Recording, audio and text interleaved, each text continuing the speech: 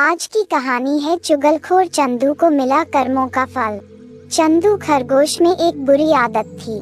वह भी बहुत बोलने की, हर समय वह कुछ न कुछ बोलता ही रहता था। उसकी माँ उसे समझाया करती थी कि बेटा, बहुत बोलने की आदत ठीक नहीं है, व्यर्थ बोलने में बहुत सी शक्ति खर्च होती है, काम की बात ही बोलो। पर चंदू था कि मानता ही नहीं था। धीरे धीरे चंदू में चुगलखोरी की आदत भी आ गई। वह इधर की उधर लगाने लगा, झूठ भी बोलने लगा। वह झूठ बोलकर, चुगलखोरी करके दूसरों में लड़ाई भी कराने लगा। ऐसा करने में उसे मजा आने लगा।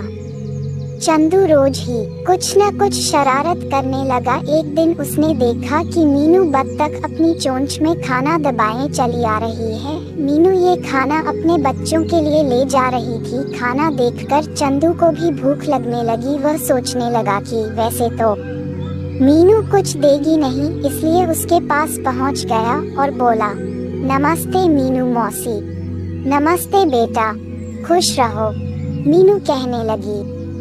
चंदू बोला, मौसी, सारस मामा कह रहे थे कि तुम कुछ भी काम नहीं करती हो, तुम्हारा खाना भी वे ही खोजते हैं। ये सुनकर मीनू एकदम भड़क उठी और बोली, हाँ, मैं तो निकम्मी हूँ, मैं क्यों ढूंढूंगी अपना खाना। फिर वह अपने मुंह से जोर जोर से बक बक की आवाज निकालते हुए, आंखें नचाते हुए बोली, ये सोना सारस भी ना जाने अपने आप को क्या समझता है। एक दिन खाना खिला दिया तो रोज रोज गाता फिरता है। अभी देखती हूँ उसे जाकर। और वह पैर पटकती अपना खाना छोड़कर तुरंत चल दी। चंदू खरगोश ने बड़ी खुशी से वह खाना खाया, फिर संतोष से अपनी मूंछों पर हाथ फिराया। इसके बाद वह मीनू बत्तख और सोना सारस की लड़ाई देखने चल दिया। सोना सारस को तो कुछ भी पता न था। मीनू बत्तख जोर जोर से लड़ती ही जा रही थी। चंदू खरगोश को उनकी इस लड़ाई में खूब मजा आया।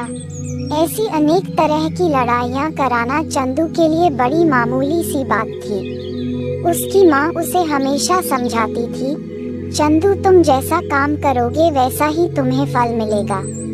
बुरे काम करने वालों को सदैव बुरा फल मिलता है। पर चंदू खरगोश को अभी तक कोई बुरा फल मिला न था, इसलिए वह बुरे काम छोड़ नहीं पाता था। चंदू घूमते घूमते महाराज सिंह की गुफा तक जा पहुंचा। महाराज बैठे आराम कर रहे थे। चंदू को यहाँ भी शरारत सूझी। उसकी झूठ बोलने की आदत यहाँ भी न छूटी। उसने हाथ जोड़कर महाराज के आगे झुककर नमस्कार किया और बोला, राजन, आप जैसे प्रतापी राजा कभी कभी ही भाग्य से मिलते हैं। सिंह ने अपने नथुनों को जोर से हिलाया और मूंछों को गर्व से फड़फड़ाया। चंदू आगे कहने लगा, महाराज, कोई आपकी बुराई करे तो मुझसे सहन नहीं होता। किसमें है इतना साहस? शेर दहाड़ा। चंदू ने दोनों हाथ जोड़ते हुए झुककर कहा, महाराज, आपका महामंत्री भोलू भालू ये कह रहा था कि आप तो सारे ही दिन पड़े पड़े आराम फरमाते रहते हैं। जनता के सुख दुख से आपको कोई मतलब नहीं है। अच्छा, कहकर सिंह गरजा। उसने चंदू को वहीं रुकने का आदेश दिया और एक सैनिक को हुक्म देकर भेजा भोलू भालू को बुलाने के लिए। चंदू मन में सोचने लगा कि आज मैं अच्छा फंसा। उसने तो सोचा था कि सिंह को भड़का कर वह तो चला जाएगा, पीछे सिंह और भालू दोनों आपस में लड़ते रहेंगे। पर सिंह ने तो उसे यहीं पर बैठने का आदेश दिया था। अब तो वहां से बाहर निकलना भी संभव न था। तभी चंदू के दुर्भाग्य से मीनू बत्तख और सोना सारस भी वहीं आ पहुँचे। अब उन दोनों में सुलह हो गई थी। चंदू की वह चालाकी उन्हें पता लग गई थी। वे उसकी चुगलखोरी की महाराज से शिकायत करने आए थे। मीनू बत्तख ने विस्तार से सारी घटना बताई। उसे सुनकर सिंह को चंदू खरगोश पर बड़ा गुस्सा आया। तभी दरबार में हिरन, लोमड़ी, हाथी, ऊंट, भालू, बंदर आदि और जानवर भी आ गए। वे भी कभी न कभी चंदू की शरारतों को भुगत चुके थे। सभी ने चंदू की बुराई की। भोलू भालू कह रहा था, महाराज, मैंने तो कभी किसी से आपकी बुराई नहीं की। ये चंदू ही सभी की बुराई करता फिरता है। ऊंट, हाथी, लोमड़ी आदि सभी ने अपनी अपनी गर्दन हिलाकर इस बात का समर्थन किया। अब सिंह को बहुत ही ज्यादा गुस्सा आ गया। उसने चंदू को दंड सुनाया। चंदू, तुम्हारी इस आदत से सभी में झगड़ा होता है। दूसरों में लड़ाई करवाकर तुम तमाशा देखते हो।